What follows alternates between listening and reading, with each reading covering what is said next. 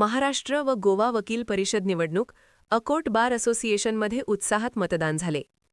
महाराष्ट्र आणि गोवा वकील परिषदेच्या पंचवार्षिक निवडणुकीसाठी आज 24 मार्च रोजी अकोट बार असोसिएशनमध्ये अत्यंत उत्साही वातावरणात मतदान पार पडले.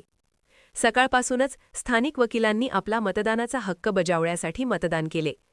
या निवडणुकीत महाराष्ट्र आणि गोव्यातील सुमारे 1,95,000 वकील मतदार आपले प्रतिनिधी निवडणार आहेत. यंदाच्या निवडणुकीचे मुख्य वैशिष्ट्य म्हणजे सर्वोच्च न्यायालयाच्या निर्देशानुसार 5 जागा महिला वकिलांसाठी राखीव ठेवण्यात आल्या आहेत.